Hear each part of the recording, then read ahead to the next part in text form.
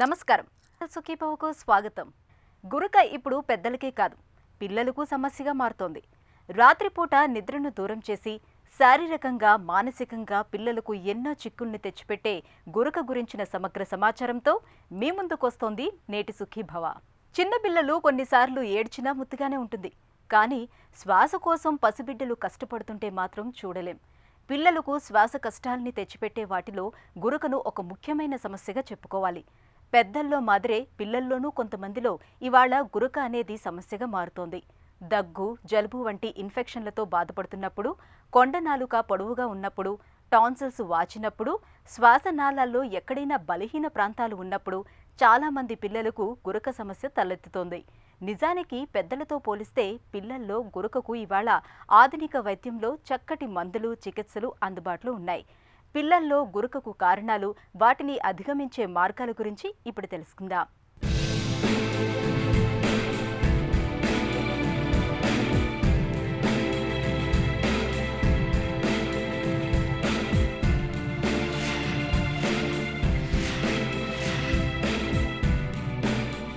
కొంతమంది నిద్రపోతుంటే ఏ శబ్దమూ రాదు, ఇల్లంతా ప్రశాంతంగా ఉంటుంది. అదే కొంతమంది నిద్రపోతున్నప్పుడు చూడండి, రకరకాల శబ్దాలతో ఇల్లంతా రణగుణధ్వనులు వినిపిస్తుంటాయి. రైలు కూతబెడుతున్నట్టు, ఇంటిమీద విమానం పోతున్నట్టు, పంక్చరైన టైర్ నుంచి పెద్ద శబ్దంతో గాలి బయటకు పోతున్నట్టు, ఇలా రకరకాల శబ్దాలతో గురక పెడుతుంటారు. తాము గురక పెడుతున్నట్టు వారికేమాత్రం తెలియదు. పక్కన నిద్రపోయే వారికే ఈ బాధలన్నీ. గురకను మనలో చాలామంది గాఢనిద్రకు సంకేతంగా భావిస్తుంటారు. కానీ అది నిజం కాదని, గురక అనేది నిద్రిస్తున్నప్పుడు మనం తీసుకునే శ్వాసలో ఏర్పడే అడ్డంకి అని చెబుతారు నిపుణులు. పెద్దలే కాదు, ఇవాళ పిల్లలకు కూడా గురక అనేది సమస్యగా మారుతోంది.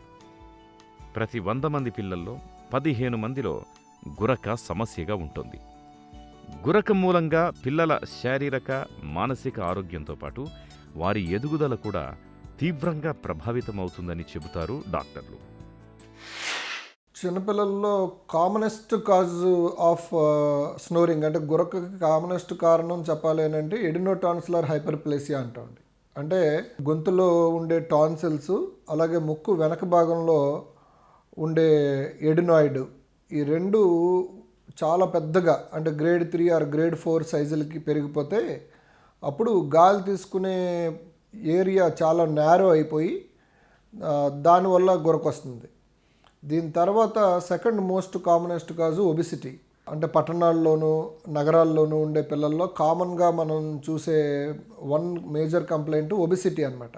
ఈ అధిక బరువు కలిగి ఉండడం కూడా సెకండ్ మోస్ట్ కామనెస్ట్ కాజ్. ఇది కాకుండా ముక్కులో ఉండే సమస్యలు అంటే లైక్ ఫర్ ఎగ్జాంపుల్ ముక్కు దూలం వంకరగా ఉండడం, లేదా ముక్కులో ఉండే పాలిప్స్, లేకపోతే ముక్కులో ఉండే కండలు అంటే టర్బినేట్స్ బాగా పెద్దగా అవ్వడం, లేదా ఎనీ నాసోఫారింజియల్ మాస్ అంటే ముక్కు వెనక భాగంలో ఉండే గొంతుని నాసోఫారింగ్స్ అంటాం. ఆ నాసోఫారింగ్స్లో రకరకాల కారణాల వల్ల ట్యూమర్స్ రావడం. ఈ ట్యూమర్స్ కొన్ని రేర్ సర్కమ్స్టెన్సెస్లో క్యాన్సర్స్ లాంటివి అవుతాయి, లేకపోతే బెనైన్ ట్యూమర్స్ కూడా ఉంటాయి.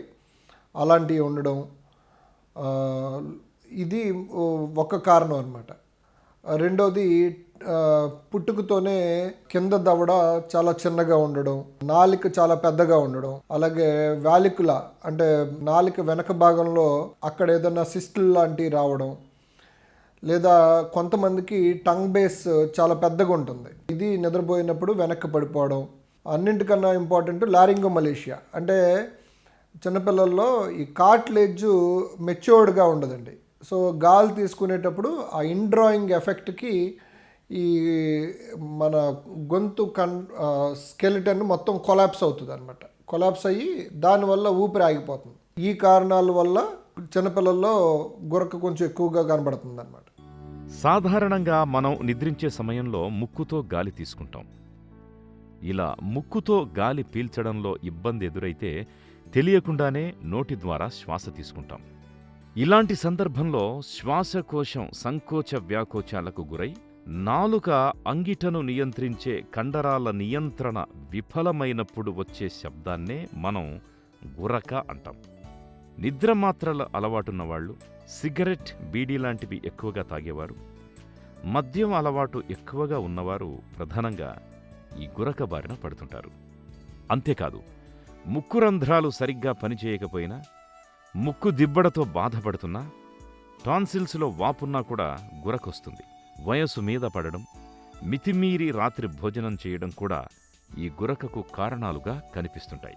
అయితే ఇవన్నీ పెద్ద వయసులో వారిలో కనిపించే కారణాలు. మరి చిన్నపిల్లల్లో గురకకు కూడా ఇవే కారణాలుంటాయా, లేక వేరే ఏవైనా కారణాలుంటాయా అనే విషయాలను తెలుసుకోవాలి. ఓన్లీ గురక ఉండడం చిన్నపిల్లల్లో కొంచెం అన్కామన్ అనమాట. యూజువల్గా గురకతో పాటు ఊపిరి ఆడడం తగ్గడం కానీ, లేదా మధ్య మధ్యలో ఊపిరి ఆడడం ఆగిపోవడం కానీ జరుగుతుంది. ఇది చాలా కామన్ కంప్లైంట్ అనమాట. సో యూజువల్గా దీన్ని పేషెంట్ ప్రెజెంటింగ్ ఫీచర్స్ వచ్చి ఎప్పుడు నోరు తెరుచుకుని నోట్లోంచే గాలి తీసుకుంటున్నాడు అని చెప్పడం అనబడేది చాలా కామన్ ప్రెజెంటేషను. దీంతోపాటు తరచుగా జలుబు చేస్తుందని, నిద్రపోయినప్పుడు నోట్లోంచి చొంగలు కారుతున్నాయి అని, అలాగే ఎన్యూరసిస్ అంటే బెడ్ వెట్టింగ్, మంచం మీద యూరినేట్ చేయడం అనమాట ఇది, లేదా డే టైంలో బిహేవియరల్ ప్రాబ్లమ్స్ అంటే పెంకిగా బిహేవ్ చేస్తారు. ఎందుకంటే రాత్రి వాళ్ళకి పాపం తరచుగా ఊపిరాగిపోవడం వల్ల నిద్ర సరిగ్గా ఉండదు, అంటే వాళ్ళ బ్రెయిన్ సరిగ్గా రెస్ట్ తీసుకోదు. దానివల్ల మార్నింగ్ వాళ్ళకి ఫ్రెష్గా ఉండదు అనమాట. సో ఆ ఫ్రెష్లెస్నెస్ని వాళ్ళు ఎక్స్ప్లెయిన్ చేయలేరు కాబట్టి అప్పుడు కొంచెం పెంక్గా, ప్రతి చిన్న విషయానికి ఇరిటబుల్గా ఉండడం, ఇలాంటివన్నీ చిన్నపిల్లలు ప్రజెంట్ చేసే విధానం అనమాట. ఎస్పెషల్లీ రెస్ట్లెస్ స్లీప్ అంటామండి. రెస్ట్లెస్ స్లీప్ అంటే ప్రశాంతంగా పడుకున్నట్టుగా అనిపించరు. ఈ గురకతో పాటు ఊపిరాగిపోవడం అనబడే సమస్య ఉన్నప్పుడు, అంటే ఊరికే తరచుగా మంచంలో అటు ఇటు మెదులుతుంటారు. ఈ రెస్ట్లెస్ స్లీప్ ఉన్నప్పుడు, లేదా ఈ పేషెంట్ మౌత్ బ్రీదింగ్ ఉండి, లేకపోతే తరచుగా జలుబు చేసి, లేదా ముక్కులు ఎప్పుడు కారుతున్నాయి అన్నట్టుండి, ఇలాంటి లక్షణాలు ఉన్నప్పుడే యాక్చువల్గా అంటే ముందు డాక్టర్ని సంప్రదించాలన్నమాట. కారణం ఏంటి అనబడేదాన్ని ముందు మనం ఐడెంటిఫై చేసుకుని ఆ కారణాన్ని ఎలివియేట్ చేయాలి. ఆ కారణాన్ని ఎలివియేట్ చేయకపోతే మాత్రం ఈ ప్రాబ్లము చాలా అంటే క్రానిక్ ప్రాబ్లము అయ్యే అవకాశం ఉంటుంది. సో మెయిన్ ప్రాబ్లం ఏమవుతుందంటే చిన్నపిల్లల్లో ఇనబిలిటీ టు కాన్సన్ట్రేట్. ఎప్పుడైతే రాత్రంతా కొన్ని నెలల పాటు లేదా కొన్ని సంవత్సరాల పాటు రాత్రంతా మెదడుకి సరైన రెస్ట్ దొరకలేదో వాళ్ళల్లో ఇనబిలిటీ టు కాన్సన్ట్రేషన్ అనబడేది పెరిగిపోతుంది. అంటే దేని మీద దృష్టి నిలపలేరు, ఏకాగ్రత తగ్గిపోతుంది అనమాట. సో ఆటోమేటిక్గా చదువులో కూడా బాగా వెనకబడిపోతారు. సో ఇది మెయిన్ ప్రాబ్లమ్ అయ్యే అవకాశం ఉంటుంది. రెండోది బిహేవియరల్ అబ్నార్మాలిటీస్, అంటే చాలా పెంకిగా ఉండడం, చెప్పిన మాట వినకపోవడం, టైంకి తినకపోవడం, ఇలాంటి అబ్నార్మాలిటీస్ కూడా చాలా ఎక్కువ ఉంటాయి. కాబట్టి ఆ నాయిస్ వస్తుంది, గురక లాంటి శబ్దం వస్తుంది, లేకపోతే గురకతో పాటు ముందుగా మనం మాట్లాడుకున్న లక్షణాలు కనబడుతున్నాయి అని అన్నప్పుడే దగ్గరలో ఉన్న చెవి ముక్కు గొంతు డాక్టర్ని కానీ, లేకపోతే చిన్నపిల్లల డాక్టర్ని కానీ ముందే సంప్రదించాలి. ఎడినాయిడ్స్ లేదా టాన్సిల్స్ వాపు ఉన్నప్పుడు, పదే పదే జలుబు చేస్తున్నప్పుడు పిల్లలకు శ్వాస తీసుకోవటంలో తరచూ ఇబ్బందులు ఎదురవుతూ ఉంటాయి. ఇలాంటప్పుడు నోటి ద్వారా గాలిని పీల్చడానికి అలవాటు పడుతూ ఉంటారు. ఈ పరిస్థితి క్రమంగా గురక సమస్యను తెచ్చిపెడుతూ ఉంటుంది. పిల్లల్లో గురక సమస్యకు శ్వాస మార్గాల్లో అవరోధాలతో పాటు అధిక బరువు, స్థూలకాయం కూడా కొంతమేరకు కారణంగా ఉంటాయి. గ్రహణం మొర్రి, ముక్కు, స్వరపేటికల్లో పుట్టుకతోటి ఏవైనా నిర్మాణాత్మక లోపాలు ఉన్నప్పుడు కూడా గురక రావచ్చు. కొంతమంది పిల్లలకు బోర్లా పడుకునే అలవాటు ఉంటుంది. ఇలాంటప్పుడు కూడా గురక అనేది సమస్యగా ఉంటుంది. శరీరానికి పడని ఆహారాలు తీసుకున్నప్పుడు, ఫుడ్ ఎలర్జీ కారణంగా కూడా పిల్లలకు నిద్ర పట్టని పరిస్థితి ఎదురవుతూ ఉంటుంది. పిల్లల్లో గురక గురించిన మరిన్ని వివరాలను ఇప్పుడు తెలుసుకుందాం. గురకతో బాధపడుతున్నప్పుడు పిల్లల్లో సాధారణంగా కొన్ని రకాల లక్షణాలు కనిపిస్తుంటాయి. పెద్ద శబ్దంతో గురక, శ్వాస అప్పుడప్పుడు ఆగిపోవడం, తిరిగి ప్రారంభం కావడం, నోరు తెరుచుకొని నిద్రపోవడం, శ్వాసలో అసౌకర్యం, ఛాతీ కదలికలు అసాధారణంగా ఉన్నట్టుగా అనిపించడం, నిద్రలో చాలా అసహనంగా ఉండడం, నిద్రలో ఎక్కువగా కదలడం లాంటి లక్షణాలు కనిపిస్తాయి. పిల్లల్లో గురకకు మరిన్ని కారణాలను గమనిస్తే ముక్కులో అలర్జీలు, అడినాయిడ్స్లో వాపు రావడం, టాన్సిల్స్లో వాపు రావడం, శ్వాస మార్గంలో అడ్డంకులు ఉండడం లాంటి కారణాలు కనిపిస్తుంటాయి. అలాగే ఊబకాయంతో బాధపడుతున్న పిల్లల్లో ఈ సమస్య ఎక్కువగా కనిపిస్తుంది. నెలలు నిండకుండా పుట్టిన పిల్లల్లో కూడా ఈ సమస్య ఎక్కువే. శ్వాస మార్గంలో ఇదివరకు ఏదైనా సర్జరీ జరిగి ఉండడం, డౌన్ సిండ్రోమ్, కండరాల బలహీనత వంటి అనేక కారణాల వల్ల కూడా ఈ సమస్య రావచ్చు. Main investigation will be apart from examination, అంటే ముందు ముక్కుని గొంతుని తరోగా ఎగ్జామిన్ చేసుకోవడం ఒకటి, తర్వాత ఎక్స్రేస్. దిస్ ఎక్స్రేస్ మెయిన్గా నాసోఫారింగ్స్కి చిన్నపిల్లల్లో యూజువల్లీ ఈ ఎండోస్కోపీ అనబడేది under local anaesthesia is not very easy task, అందరూ కోఆపరేట్ చేయరనమాట. అండ్ దానికి మళ్ళీ సెడేషన్ ఇచ్చి కంట్రోల్డ్ ఎన్విరాన్మెంట్, అంటే ఆపరేషన్ థియేటర్స్లో చేయడం అంటే it's little expensive affair. So దానికన్నా కూడా ఎక్స్రే లాంటి నాసోఫారింగ్స్ లాంటి ఇన్వెస్టిగేషన్స్తో కూడా దీన్ని మనం అంటే డయాగ్నోస్ చేయొచ్చు అనమాట. తర్వాత ఈ డే టైమ్ స్లీపీనెస్, అంటే పగలు నిద్రపోవడం, లేకపోతే క్రాంకీగా బిహేవ్ చేయడం, రెస్ట్లెస్గా ఉండడం, ఇలాంటి సిమ్టమ్స్ ఉండి అబ్స్ట్రక్టివ్ స్లీప్ యాప్నియా సస్పెక్ట్ చేసినప్పుడు దాన్ని మనం స్లీప్ స్టడీ అంటాం, అదర్వైజ్ కాల్డ్ ఎస్ పాలిసామ్నోగ్రఫీ. సో ఈ పాలిసామ్నోగ్రఫీలో మనం నిద్రపోయే విధానం మొత్తాన్ని యూజువల్లీ 7 to 8 hours రికార్డ్ చేస్తాం అనమాట. ఈ రికార్డింగ్ అనబడేది అయితే హాస్పిటల్లో చేయొచ్చు, లేకపోతే ఇంట్లోనే ఈ టెస్ట్ చేయడం జరుగుతుంది. దీంట్లో వచ్చే రికార్డింగ్స్లో యూజువల్లీ 1 hour టైంలో ఒక్కసారి ఊపిరి ఆగడం జరిగినా దాన్ని సిగ్నిఫికెంట్గా తీసుకోవాలి, ఎస్పెషల్లీ చిన్నపిల్లల్లో. రెండోది ఆక్సిజన్ సాచురేషను ఎట్టి పరిస్థితుల్లోనూ 92% కన్నా తగ్గకూడదు అనమాట. మూడోది ఈటీసీఓ2, అంటే మనం తీసుకునే గాలిలో ఆక్సిజన్ లోపలికి వెళ్తుంది, ఆ ఆక్సిజన్ మనం లంగ్స్ ద్వారా మన రక్తంలోకి కలుస్తుంది. అలాగే మన చెడు రక్తంలోంచి కార్బన్ డైఆక్సైడ్ ఊపిరితిత్తుల్లోంచి మళ్ళీ గాలిగొట్టం ద్వారా మనం ఊపిరి వదిలినప్పుడు బయటకు వచ్చేస్తుంది. సో ఈ బయటకు వచ్చే కార్బన్ డైఆక్సైడ్ని మనం రికార్డ్ చేస్తాం అనమాట. అసలు ఎంత కార్బన్ డైఆక్సైడ్ మనం వదిలేసే ఊపిరిలో బయటకు వస్తుంది అని చెప్పి. It should not be more than 50కి మించి కార్బన్ డైఆక్సైడ్ లెవెల్ ఉండకూడదు అనమాట.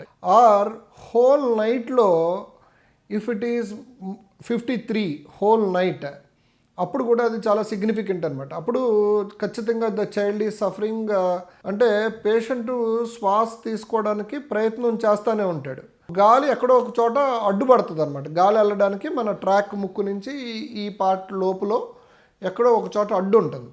సో అది అబ్స్ట్రక్టివ్ స్లీప్ యాప్నియా డిసీజ్ అంటాం. రెండోది సెంట్రల్, అంటే అసలు పేషెంట్కి డ్రైవే ఉండదు, మనం స్పాంటేనియస్గా గాలి తీసుకుంటాం. ఈ స్పాంటేనియస్గా గాలి తీసుకోవడం అనబడే దాన్ని మన బ్రెయిన్ మనకు తెలియకుండానే కంట్రోల్ చేస్తుంటుంది. సో బ్రెయిన్ నుంచి వచ్చే ఆర్డరే ఆగిపోతుంది అనమాట. సో పేషెంట్కి ఊపిరి ఆడదు, ఎఫర్ట్ ఉండదు, సైమల్టేనియస్లీ ఎక్కడ బ్లాక్ కూడా ఉండదు. So that is called central. But ఈ central cases will be very few. పిల్లలు గురక పెడుతున్నప్పుడు చాలామంది తల్లిదండ్రులు పెద్దగా పట్టించుకోరు, గాఢంగా నిద్రపోతున్నారు అని అనుకుంటారు. గురకతో పిల్లలకొచ్చే సమస్యల గురించి చాలామంది తల్లిదండ్రులకు పెద్దగా అవగాహన ఉండదు.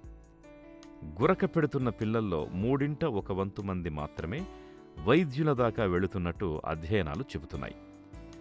తరచుగా గురక పెట్టే పిల్లల్లో ఏకాగ్రత తక్కువగా ఉంటుంది, వీరిలో నేర్చుకునే సామర్థ్యం కూడా తగ్గిపోతుంది అని కొన్ని పరిశోధనలు చెబుతున్నాయి. రోజు గురక పెట్టడం వల్ల పిల్లలకు తరచూ శ్వాసలో ఇబ్బందులు ఎదురవుతాయి. దీంతో వారికి చాలినంత నిద్ర ఉండదు. ఈ రకమైన నిద్రలేమి మూలంగా పిల్లలు పగటిపూట చాలా అలసటగా ఉంటారు. స్కూల్లో పాఠాలు శ్రద్ధగా వినలేరని, చదవలేరని డాక్టర్లు చెబుతారు. అంతేకాదు, గురక పెట్టే పిల్లల్లో పక్క తడిపే అలవాటు, ఎదుగుదల లోపాలు కూడా కనిపిస్తాయని డాక్టర్లు హెచ్చరిస్తున్నారు. ఎక్కువ సార్లు చాలా కామన్గా మేబీ అవుట్ ఆఫ్ 100 కేసెస్లో 70-80% ఈ లింగ్వల్ టాన్సిల్స్ కూడా చాలా పెద్దగా అయిపోయి ఆ గొంతు నాలుగు వెనక భాగం దగ్గర ఉండే గొంతు అంతా చాలా నేరో అయిపోతుంది అనమాట. ఈ సైజ్ రిడక్షన్ యూజువల్గా ఇది మందులతో జరగదండి. బట్ ఎవరికైతే ముక్కులో ఎలర్జీస్ ఉండి ఎలర్జీ వలన చాలా నోస్ నారోయింగ్ అయిపోయి ప్రాబ్లం అవుతుందో వాళ్ళకి మాత్రం ఒక 6 వీక్స్ పాటు అంటే 6 వారాల పాటు కొన్ని టాపికల్ స్టెరాయిడ్స్ లైక్ మొమెటజోన్ అని ఫ్లూటికజోన్ అని 6 to 8 weeks maximum we can try medicine. But ఎక్కువ మందిలో గురక అనబడేది ఎక్కువ మెకానికల్ అబ్స్ట్రక్షన్, ఆ అడ్డును తీసేయడం అనబడేదే మెయిన్ ట్రీట్మెంట్ ఉంటుంది. బట్ దీనికి ఎగ్జామ్షన్స్ ఇప్పుడు లారింగో మలేషియా లాంటి వ్యాధుల్లో మాత్రం దానికి మనం అంటే దానికి ఇమీడియట్గా మెడికల్ మేనేజ్మెంట్ ఉండదు, ఇమీడియట్గా సర్జికల్ మేనేజ్మెంట్ కూడా ఉండదు. అప్పుడు positioning the patient in proper అది చాలా ఇంపార్టెంట్. అంటే ప్రాపర్ పొజిషన్లో ఎస్పెషల్లీ నిద్రపోయే టైంలో చైల్డ్ని బోర్లో పడుకోబెట్టడం లేదా చైల్డ్ లెఫ్ట్ లాటరల్ అంటే ఎడం పక్క భుజం మీదకి తిప్పి పడుకోబెట్టడం, ఈ రెండింటితో ఈ వ్యాధుల్లో కొంతవరకు బికాజ్ అది వయసుతో పాటు మాత్రమే లారింజల్ ఫ్రేమ్ వర్క్ మెచ్యూర్ అయ్యి గట్టిగా అవుతుంది. అది గట్టిగా అయిన తర్వాత మాత్రమే కొలాప్స్ ఆగుతుంది అనమాట. సో దానికి ఇంటర్వెన్షన్స్కి వెళ్ళం కాబట్టి దాంట్లో పొజిషనింగ్ ద చైల్డ్ ఒకటి చాలా ఇంపార్టెంట్. ప్లస్ ఏళ్లలో పిల్లల్లో గురుకును మనలో చాలా మంది పెద్దగా పట్టించుకోరు. పైగా గురుకును గాఢ నిద్రకు సంకేతంగా భావిస్తూ ఉంటారు. నిజానికి గురుకును నిర్లక్ష్యం చేసే కొద్దీ దాని మూలంగా పిల్లలకు నిద్రలో శ్వాస కష్టాలు పెరగటంతో పాటు పిల్లల ఎదుగుదలపై కూడా తీవ్రంగా ప్రభావితమయ్యే అవకాశం ఉంటుంది. గురక మూలంగా పిల్లలు రాత్రిపూట ఉన్నట్టుండి ఉక్కిరిబిక్కిరి అయిపోతూ ఉంటారు. సరిగ్గా నిద్ర పట్టదు. ఈ నిద్రలేమి ప్రభావం పిల్లల ఎదుగుదలపైన చదువులపైన ఎక్కువగా ఉంటుంది. పగటిపూట పాఠశాలలో మగతగా ఉంటారు. ఉపాధ్యాయులు చెప్పే పాఠాలు శ్రద్ధగా వినరు. నిద్ర సరిగ్గా లేకపోవటం వల్ల పిల్లల పెరుగుదల కూడా మందగిస్తుంది. పిల్లలు గురకతో బాధపడుతున్నప్పుడు ఎలాంటి చికిత్స ఇప్పించాలో ఇప్పుడు తెలుసుకుందాం. పిల్లల్లో గురక ఎందుకొస్తుందో తెలుసుకుంటే చికిత్స చాలా సులభం. పిల్లల గురకను రికార్డ్ చేసి చూపించడం వల్ల డాక్టర్కు వ్యాధి నిర్ధారణలో చాలా ఉపయోగకరంగా ఉంటుంది. ఒకవేళ అడినాయిడ్స్ టాన్సిల్స్లో వాపు ఉండడం వల్ల గురకొస్తుంటే వాటిని సర్జరీ ద్వారా తొలగించాల్సి ఉంటుంది. అలర్జీల వల్ల గురక వస్తుంటే వాటిని మందులతో అదుపు చేయొచ్చు. టాన్సిల్స్, అడినాయిడ్స్ సమస్యలున్నప్పుడు సర్జరీ తప్పనిసరి. పిల్లల్లో కనిపించే గురకను అశ్రద్ధ చేయకూడదు. ఇది పిల్లల పెరుగుదల మీద కూడా తీవ్రమైన ప్రభావం చూపుతుంది.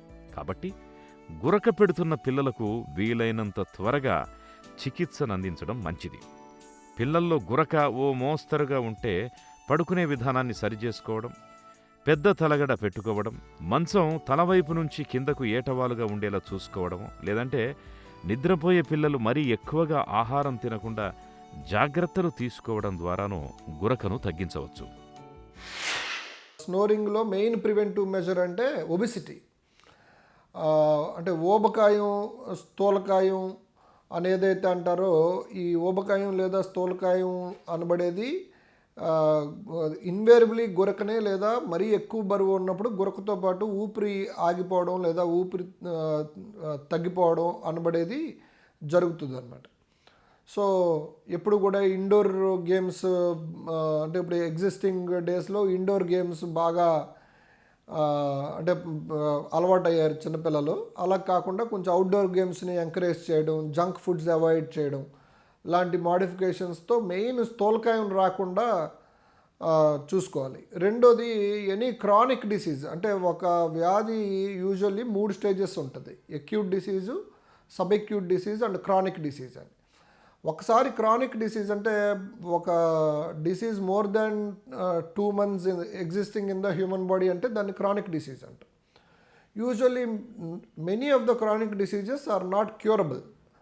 So they are only either can be controlled or can be cured by surgery, but they are not cured by medication. So అలాంటి కండిషన్స్లో మాత్రం it's better to go for early intervention. అంటే చైల్డ్ సఫరింగ్ అయ్యి బాగా పెరిగి ఇబ్బంది పడి sleep ఫ్రాగ్మెంటేషను, లేకపోతే హైపాక్సిమియా, ఇంటర్మిటెంట్ హైపాక్సిమియా, ఎలాంటి లేకపోతే హైపోవెంటిలేషన్ ఆఫ్ ద ఆల్వేలస్ ఎలాంటి కాంప్లికేషన్స్ రాకముందే అండర్లయింగ్ కాజ్ని కరెక్ట్ చేసుకోవడం బెటర్. పిల్లల్లో గురకను చాలా వరకు మందులతోటి, జీవనశైలి మార్పులతోటి నయం చేయొచ్చు. పిల్లలు బరువు ఎక్కువగా ఉన్నప్పుడు ఆహారపు అలవాట్లలో తగిన జాగ్రత్తలు తీసుకోవడం ద్వారా వారి బరువును సాధారణ స్థాయికి తీసుకురావాలి.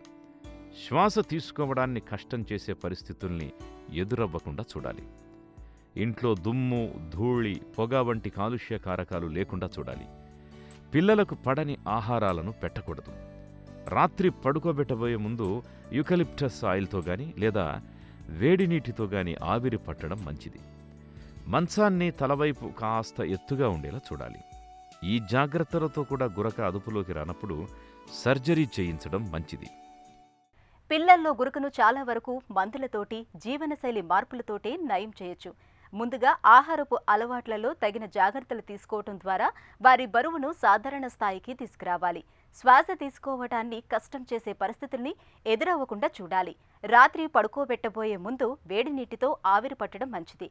పడుకున్నప్పుడు తలవైపు కాస్త ఎత్తుగా ఉండేలా చూడాలి. ఈ జాగ్రత్తలతో కూడా గురక అదుపులోకి రానప్పుడు సర్జరీ చేయించడం మంచిది. తిరిగి రేపటి సుఖీభవలో మళ్ళీ కలుసుకుందాం.